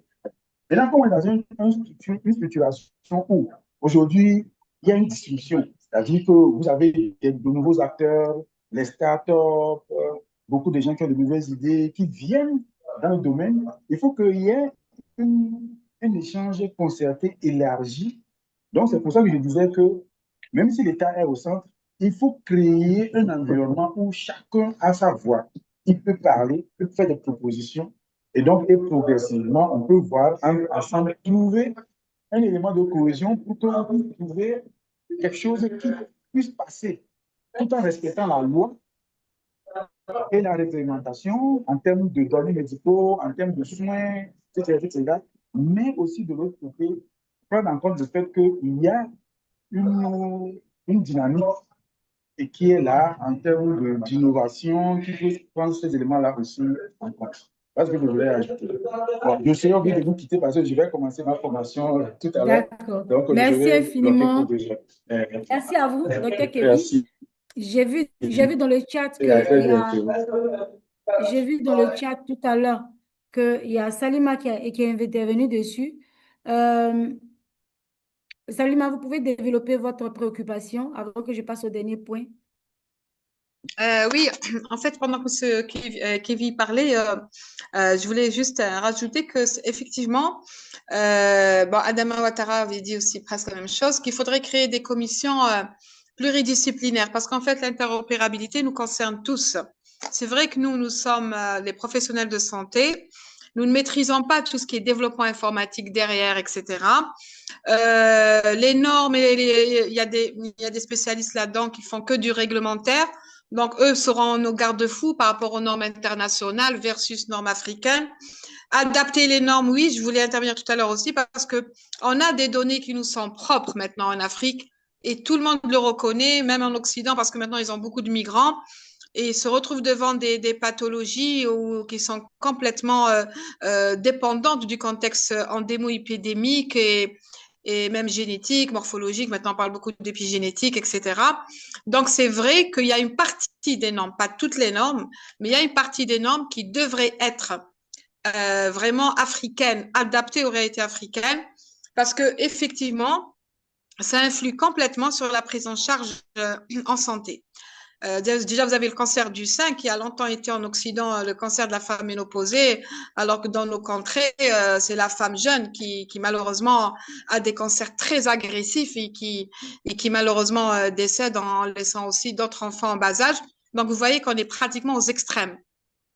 Ce n'est plus comme avant, on avait un cours classique didactique qui s'appliquait à tout le monde. Maintenant, on sait que ce n'est pas vrai, que ce n'est pas, ça ne peut pas être et qu'il faudrait avoir des normes dans ce sens-là. Maintenant, des normes dans le partage des données. Effectivement, il y a les normes internationales auxquelles on ne peut pas y échapper si on veut justement, parce que tout ça, c'est pour communiquer. Donc, si on veut garder un lien, on doit se conformer au moins en partie aux normes internationales. Bien sûr que quand je dis, moi, CM10, à Paris, on sait ce que ça veut dire un CM10 et ailleurs aussi, ça veut dire que c'est la codification patient par rapport au diagnostic, etc. Ça, par exemple, il y a des codifications auxquelles on ne peut pas y échapper pour avoir justement la chance de pouvoir partager des dossiers, même quand on a besoin d'avoir un avis extérieur. Bon, avant, c'était le téléphone, etc. Ben, maintenant, on a cette chance d'avoir des dossiers partagés, de faire des lives et envoyer par la suite. C'est très, très intéressant pour cela. Mais c'est ce que je voulais dire, c'est qu'il faudrait créer des commissions où on est un peu, qu'il y ait un représentant de tout, professionnels de santé, les développeurs, les législateurs et bien sûr les investisseurs, parce que ça demande bien sûr des moyens financiers. On parle de l'Afrique où il y a plusieurs pays avec plusieurs législations différentes, plusieurs contextes différents, et donc il y aura sûrement besoin aussi de fonds. Donc c'est pour ça que moi je suis pour créer comme ça des commissions où il y ait des représentants un peu de tout, que quand on met en place comme ça des plateformes interopérabilité, on est auparavant, on a eu déjà la possibilité de discuter entre nous et de mettre en place vraiment des plateformes réactives et aussi utiles pour tous les praticiens de tous les pays africains. Ça, ce serait très intéressant de développer comme ça des plateformes qui nous permettent comme ça de partager des dossiers patients, de discuter entre nous et bien sûr que le patient lui-même, il a le droit pour des raisons aussi de se déplacer d'un pays à un autre et qu'il ne soit pas perdu à chaque fois qu'il franchit une autre frontière et il se dit qu'est-ce que je vais devenir? Peut-être qu'ils n'ont pas mon dossier, j'ai perdu mon dossier en cours de route, je ne me rappelle plus. Ce serait très important pour nous aussi de créer ce maillage. Voilà. Merci. D'accord. Merci. Attends. Oui, merci Salima pour l'intervention de tout à l'heure. J'ai un dernier point, c'est celui sur la gouvernance, on va dire, qui est pour moi, quel modèle de gouvernance permettra, on va dire, permettrait d'éviter la multiplication des standards tout en garantissant, d'accord, une coordination durable entre différents acteurs. Je pose la question ici comme ça parce que c'est sûr qu'on en a abordé le mois dernier et certains ont échangé sur le fait qu'il fallait éviter une fragmentation accrue.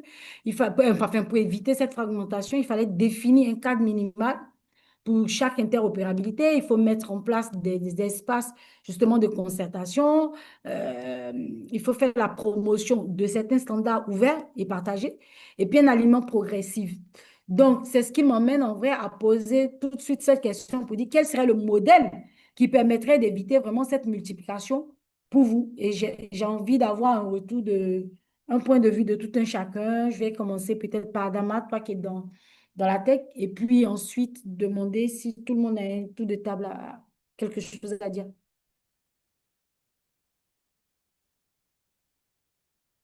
Adama, il est là?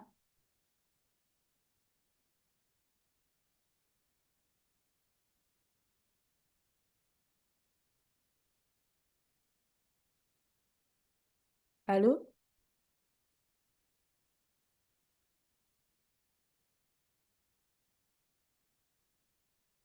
Est-ce qu'il y aurait quelqu'un qui souhaiterait échanger sur cette dynamique, par exemple? La question était simple, hein. Quel modèle permettrait d'éviter cette multiplication, par exemple? Moi, pour pouvoir répondre, peut-être que je dirais, moi, en tant qu'entrepreneur qui intervienne avec le pass santé, on va dire que pour nous, nous pensons que peut-être la meilleure manière d'éviter que chacun développe son propre standard, ce serait d'avoir une approche, on va dire, assez progressive, collaborative, mais vraiment centrée sur l'usager réel. C'est-à-dire, d'abord, il serait peut-être essentiel de définir un cadre minimal où chacun, on va dire, où un cadre minimal commun, on va dire, d'interopérabilité qui va dire on va dire, non pas comme une contrainte, mais comme un socle partagé qui va permettre aux différents systèmes de déjà se comprendre. Ce cadre-là devra peut-être être suffisamment, on va dire, simple pour être applicable à tout le monde, mais qui va essayer de rester aligné avec les standards internationaux qui existent. Après, on pourrait estimer, nous, que l'interopérabilité ne peut pas être portée, on va dire, par quelques acteurs seuls. Donc, elle va s'appuyer, on va dire, sur un espace, on va dire, de concertation, comme tout le monde l'a dit. Donc, on va associer aussi bien les autorités publiques que privées, les professionnels, la communauté. Et je crois que c'est Adama qui a abordé le sujet de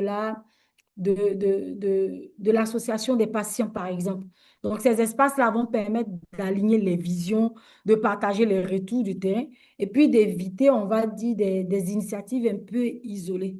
Et puis, on va dire, quand on parle de promotion des standards, pour moi, c'est assez indispensable pour préserver, on va dire, l'innovation, mais en garantissant vraiment une compatibilité des solutions. C'est ça qui est le plus important. Les standards ouverts offrent un cadre, on va dire, commun, sans enfermer les acteurs, on va dire, on va dire, comment on va dire ça, dans des solutions assez prioritaires. Donc, pour moi, j'irais en résumé pour dire que l'interopérabilité, on va dire, doit être, on va dire, envisagée comme un levier de coordination au service du patient, mais surtout mais surtout, on va dire également, comment on va dire ça, au service du patient et aussi surtout d'une efficacité, on va dire, d'un système de santé. Et pas comme, on va dire, une norme qui est imposée de manière, je peux utiliser cette expression, de manière descendante comme ça. Ah, monsieur Ibrahima, vous êtes là. Je vous donne la parole. Monsieur Ibrahima, vous avez levé la main. Oui, oui, effectivement. Bonjour à tous. Déjà, merci, Madame Corinne. Pour moi, euh, pour moi, il y a trois volets sur le volet interopérabilité et gouvernance. C'est ça. Je pense qu'on en a fait celle-ci. Moi, c'est ma deuxième session de participer, mais en vous entendant, je pense qu'il y en a déjà eu d'autres sessions. Euh, pour moi, allons sur quelque chose, sur un plan d'action autour au moins de deux pays pilotes, sur lequel tous les autres membres ont le droit qu'on définisse et que ces deux pays acceptent d'être le cobaye de cette interopérabilité.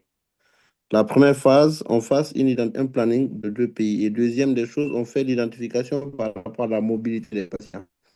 Entre lesquels des deux pays, entre le Sénégal et la Côte d'Ivoire, ou bien le Bénin et la Côte d'Ivoire, ou bien la Guinée et le Sénégal, on identifie où il y a la mobilité pour pouvoir au moins, dans chaque mois, avoir le premier rapport de test, OK? Et voir aussi les structures qui reçoivent facilement d'expatriés, soit entre la Guinée, l'Algérie, le Sénégal, l'Algérie, la Côte d'Ivoire, l'Algérie ou bien le Maroc, qu'on identifie là où on peut avoir de la mobilité, qu'on n'identifie pas juste deux pays pilotes pour le faire et attendre comment on appelle ça, attendre quelque chose qui va être très difficile à voir. Ça, c'est la première. Deuxième des choses, si nous voulons aller à l'échelle en ce moment, et pour intégrer les autres pays, on fait une interopérabilité peut-être sur l'analyse des données anonymisées, OK, qui va permettre à chacun, s'il est sur des projets, d'abord de développer des modèles IA assis sur des concepts différents, et que le modèle soit adossé sur des modèles rentables. Si c'est Pass Santé qui met à disposition ces données d'interopérabilité, au moins que ça soit adossé sur un modèle économique accepté de part et d'autre.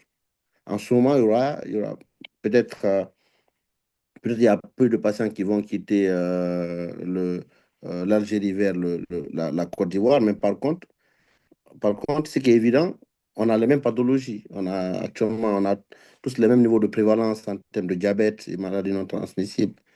OK? Là, on a besoin d'interopérabilité. Qu'on définisse les niveaux de besoin d'interopérabilité, qu'on définisse le niveau de démarrage minimal. OK? Parce que si on reste dans un cadre de gouvernance, à écrire, à réécrire, à développer les protocoles d'échange, je vous avoue qu'on va refaire 10 fois cette même réunion et ça va être très compliqué. Moi, je pense que allons sur un plan d'action, que deux pays acceptent de passer. Si c'est la Guinée, on est ouvert actuellement sur 38 villes. Nous sommes déjà déployés dans 16 villes. On a plus d'1 million de patients. On est en train de s'installer au Congo. Je pense que le moment est arrivé qu'on fasse communiquer par rapport au bien des malades de leur mobilité. Maintenant, si d'autres pays peuvent se porter truc, en ce moment, le Éco-Santé met en place ce comité ouvert à tout le monde pour mettre en place ce cadre de gouvernance appliqué entre ces deux pays. Maintenant, vu que chaque pays pilote avec la start-up qu'il apporte, a déjà une équipe technique, il va avoir de la faisabilité technique. Est-ce que c'est son écosystème? Est-ce que son système tech accepte ce principe? Est-ce que les protocoles sont acceptés? Et ils vont discuter. Je pense qu'ils trouveront quelque chose qui diront à l'écho, voici ce qui marche, voici ce qui ne marche pas, voici ça, c'est théorie. C'est bien écrit, mais ce n'est pas faisable. Voici la question des données ou bien de la connexion ou bien des problèmes d'électricité font que si on part sur ça, pour des zones rurales, ça ne marchera pas. Je pense que quittons du texte, allons au contexte avec un planning réaliste. C'est ce que je voulais ajouter. Merci. Merci beaucoup, Monsieur Ibrahima. Ce que je retiens, ça veut dire que pour vous, de façon très concrète, on parle d'interopérabilité au sortir de ce groupe de travail, que au-delà de tout ce qui est restitution qui peut être fait, il faut qu'on puisse donner également des éléments probants. Il faut qu'on aille à des pilotes concrets Est-ce que c'est la Guinée, la Côte d'Ivoire, est-ce que c'est le Bénin, la Côte d'Ivoire, est-ce que c'est le Sénégal, le Bénin, la Guinée, peu importe. Mais il faut qu'on aille à des solutions concrètes d'interop pour pouvoir montrer effectivement que oui, cette interopérabilité-là, elle est possible. Voici les normes qui ont été utilisées et voici ce qui est voici ce qu'il faudrait faire pour pouvoir l'améliorer. C'est votre avis, Monsieur Ibrahima Diallo? Oui, oui. D'accord. Je pense que c'est assez concret et moi, je suis effectivement partante, je pense, pour cette dynamique-là. Ça pourrait aller. On pourrait même tester cette interopérabilité. Déjà, la Côte d'Ivoire, ne vous inquiétez pas. Moi, je suis dispo. Vous avez mon contact, vous me contactez, on pourra faire ce test d'interop aujourd'hui et ça pourrait nous permettre de voir quelque chose d'assez concret. On est en train de tester ce modèle avec le Sénégal, mais on pourrait essayer, effectivement, comme vous le dites, et ça serait l'occasion pour tous ceux qui ont des solutions également qu'on puisse justement essayer de tester, comme vous le dites, sur un, deux, combien de pays, et puis faire, avoir des résultats probants, concrets, sur lesquels on pourrait échanger. Merci franchement pour cette recommandation qui est, je pense, très importante. Alors, il y a Monsieur Rodolphe, peut-être que je vais vous laisser la parole avant d'aller vers la fin. Monsieur Rodolphe, vous avez levé la main. Alors, effectivement, j'ai pas dit grand chose qui a déjà été dit. C'est pour juste soutenir en fait l'idée du docteur Diallo, je pense. Oui, donc je pense qu'il faut, au sortir de ça, Diallo, je pense qu'au sortir de enfin, cet échange et tout, comme il faut, que ce soit au niveau de l'interopérabilité ou la gouvernance, bon, qu'on puisse proposer en fait des options. C'est vrai que les pays, enfin, les pays ont peut-être des régulations, enfin, des règlements qui sont peut-être différents, mais on pourrait, sur une base, partir sur un projet pilote où, après, les différents pays avec les différentes réglementations pourront en fait s'adapter à ce qui est proposé en fait à l'origine.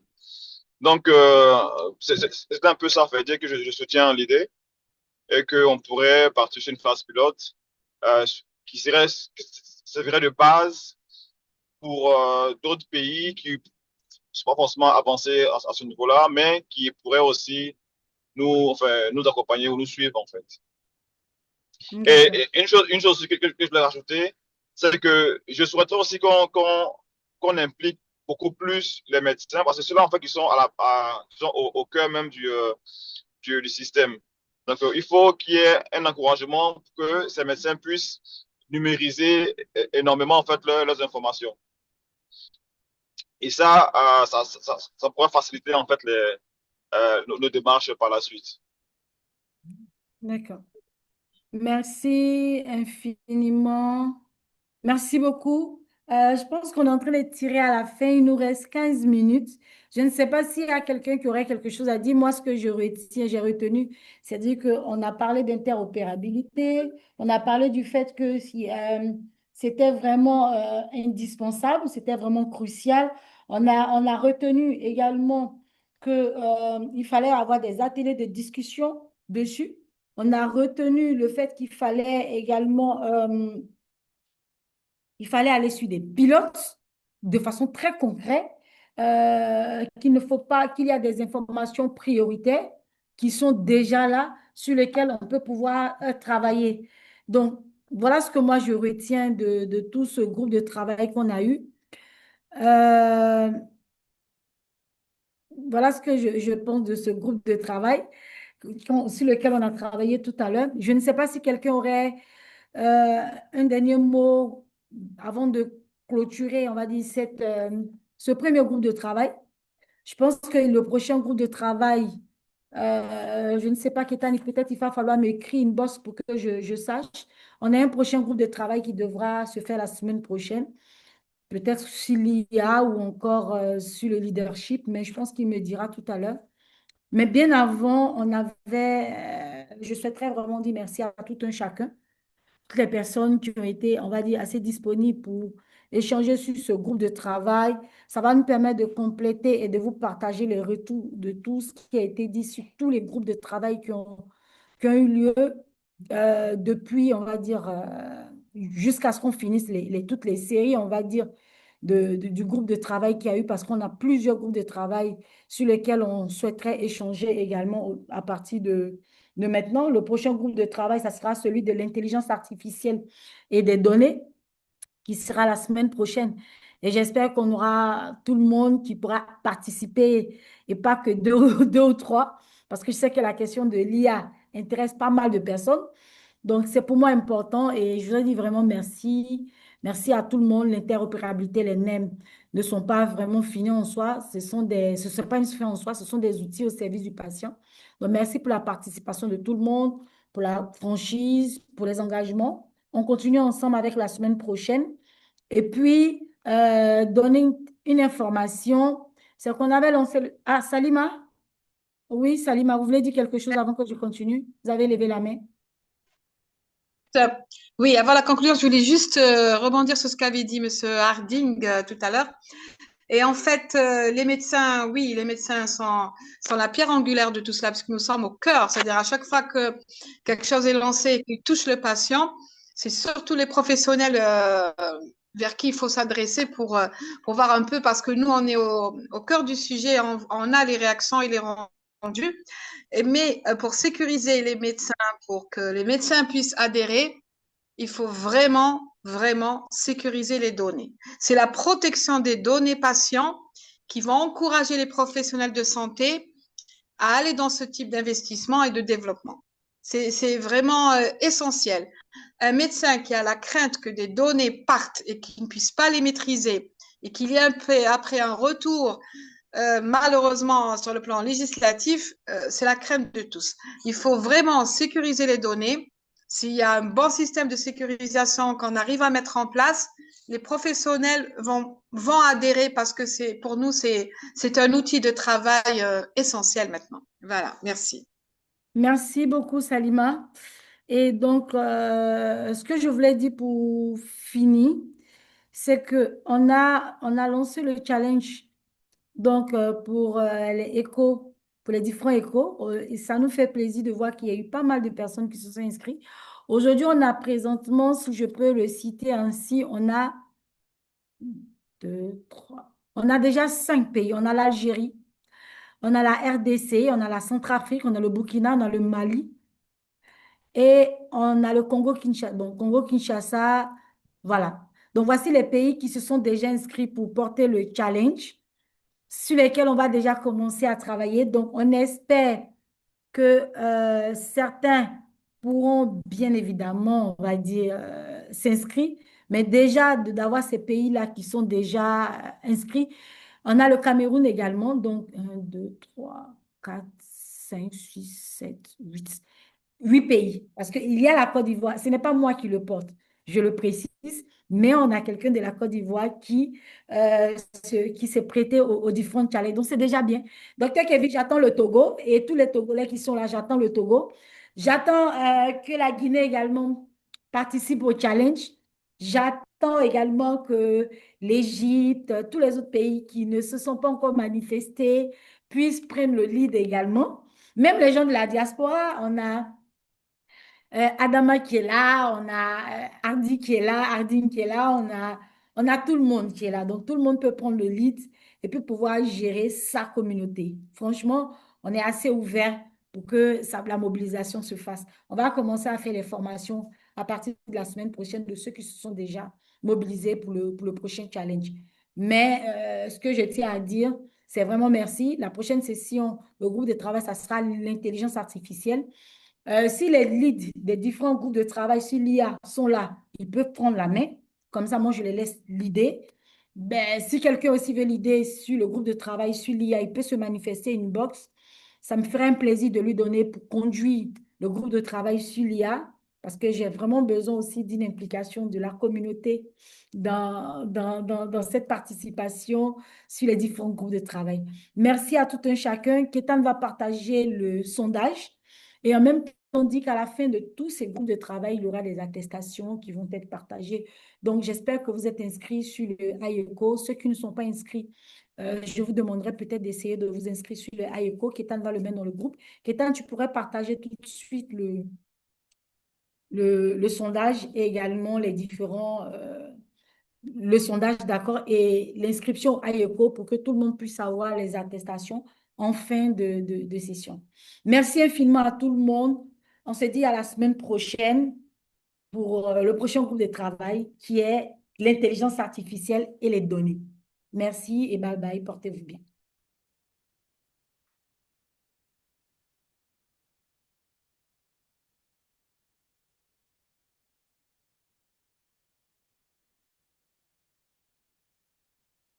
Merci beaucoup. Merci, Monsieur Gaston.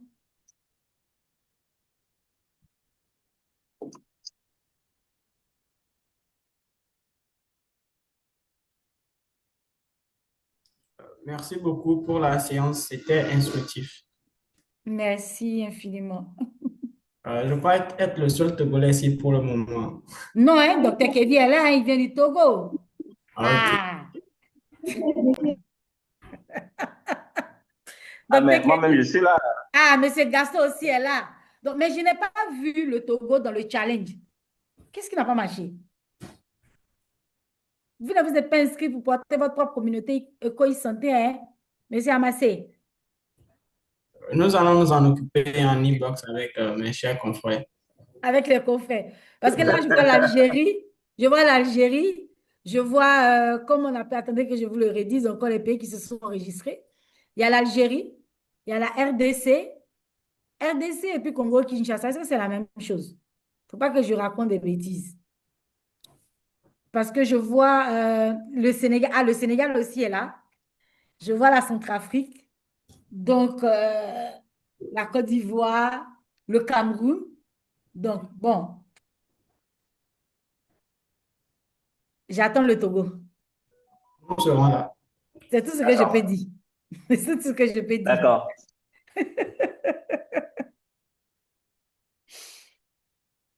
J'attends même ceux du Niger par moment qui sont là aussi.